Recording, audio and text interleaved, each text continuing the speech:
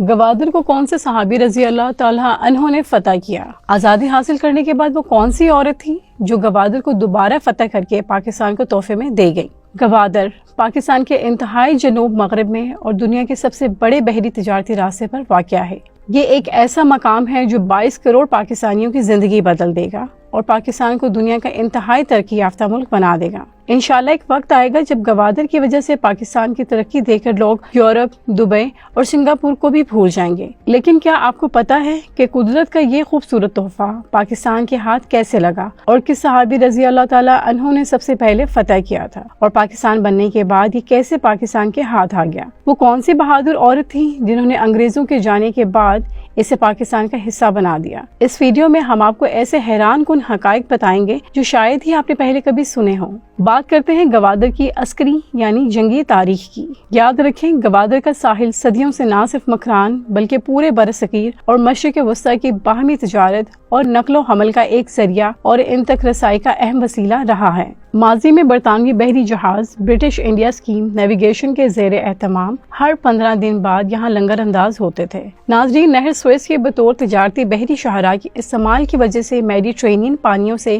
خلیج آنے والے تجارتی راستے بھی اسی کے دسترس سے باہر نہیں ہیں۔ یہ ساحل ہندوستان، چین، عمان، سعودی عرب، ایران، کویت، بحرین، قطر اور یمن سے آنے والے بحری تجارتی راستوں کا ایک ایسا سنگم ہے جو نہ صرف ماضی میں بہت اہمیت کا حامل تھا بلکہ مستقبل میں اس کی اہمیت اس قدر بڑھ جائے گی اور دنیا اس کا رخ کرے گی کیونکہ یہ مغرب کو مشرق سے ملا دے گا۔ حتیٰ کہ چین کے ون بیلٹ ون روڈ کا بنیادی مرکز بھی یہی مقام ہے۔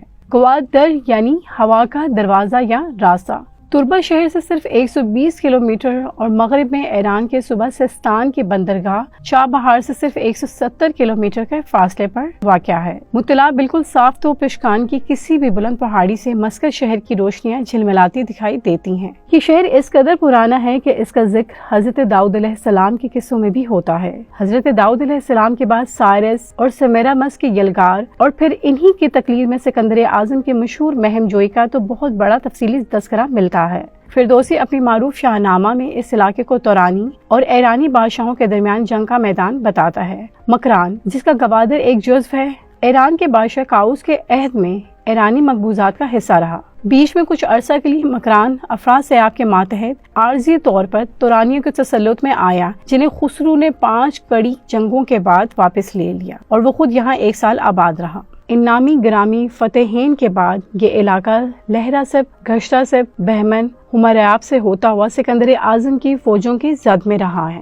اس کے بعد مسلمانوں کا دور آیا۔ حضرت عمر فاروق رضی اللہ عنہ کے دور میں مسلمانوں کو نہایت ہی شاندار فتوحات حاصل ہوئیں، جن میں ایران کی فتح بھی شامل ہے۔ کچھ حصہ جو ایران کا رہ گیا وہ حضرت عثمان غنی رضی اللہ عنہ کے دور میں فتح ہو گیا اور یوں ایران مکمل فتح ہو گیا۔ حتیٰ کہ روایات کے مطابق سن 652 میں مکران پر حملہ ہوا جو گوادر کا ایک حصہ ہے۔ اس کے بعد مشرقی بلوچستان میں مسلمانوں نے سن 661 میں دوبارہ حملہ کیا۔ سنان بن سلمہ نے چاغی کے علاقے سمیت مکران کے کچھ حصوں پر قبضہ کرنے میں کامیابی حاصل کی۔ اس کے کچھ عرصے بعد محمد بن قاسم نے حملہ کیا اور سندھ کو مکمل طور پہ فتح کر لیا۔ ہم کہہ سکتے ہیں کہ خلفاء راشدین کے عہد سے لے کر اب تک یہ حصہ تقریباً مسلمانوں کے ہی ہاتھ میں رہا۔ درمیان میں کچھ عرصہ کے لیے انگریز اس پر اقتدار جمانے میں کامیاب ہوئے، لیکن وہ اقتدار بھی مکمل اقتدار نہیں تھا اور پھر سن 1947 کے بعد انگریزوں کی مکمل چھٹی ہو گئی اور یہ علاقہ دوبارہ مسلمانوں کے ہاتھ آ گیا۔ ہوا کچھ یوں کہ ہندوستان کے بعد انگریزوں نے افغانستان کے ساتھ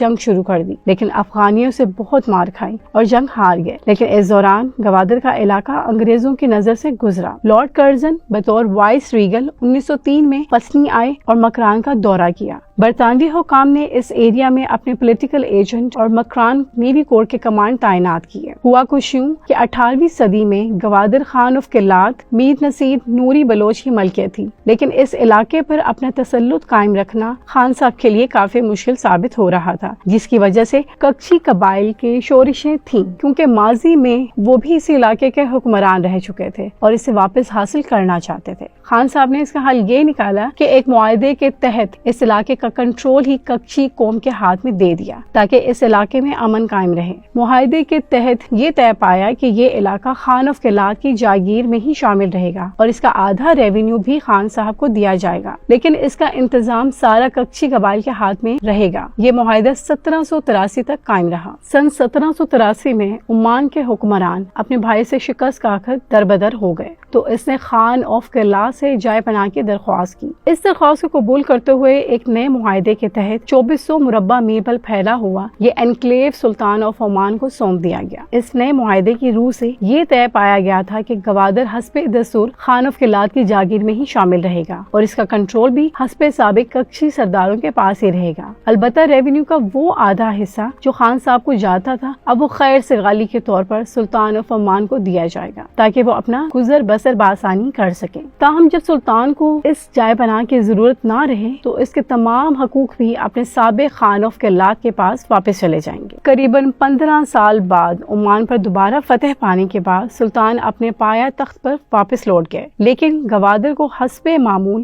اس نے اپنے ہاتھ میں ہی رکھا۔ خان صاحب شاید اس دوران فوت ہو گئے تھے یا مروتاً قبضہ ہی نہیں مانگا۔ بہرحال تقریباً 10 سال بعد جب سلطان کی وفات بھی ہو گئی تو خان صاحب کے ورثاء نے گوادر کی حوالگی کا مطالبہ کر دیا۔ حکومت عمان کے انکار پر انہوں نے بزور قوت قبضہ لے لیا، جسے سلطان کے سپاہ نے آ کر چھڑا لیا۔ اگلے 20 سال میں یہ چشمک جب زیادہ بڑھ گئی تو اس قبضے کو نپٹانے کے لیے انگریزوں نے ثالثی بننے کی بہانے مداخلت کی، لیکن انصاف کرنے کی بجائے اس وقت کے سلطان آف عمان سے اپنے لیے کچھ مراعات لے کر قلات خاندان کا دعویٰ یہ کہہ کر عارضی طور پر مسترد کر دیا کہ بعض دیگر گواہیاں بھی ان کے سامنے آ رہی ہیں جن کے مطابق یہ علاقہ عرصہ دراز سے سلطنت آف عمان کی جاگیر ہے۔ بہرحال حتمی فیصلہ کسی کے حق میں نہیں کیا گیا۔ اس خدمت کے عوض برطانوی پولیٹیکل ایجنٹ نے سلطنت عمان سے یہ اگریمنٹ کیا کہ حتمی فیصلے تک گوادر کا انتظام برطانیہ کے پاس رہے گا اور حسب سابق عمان کو گوادر کا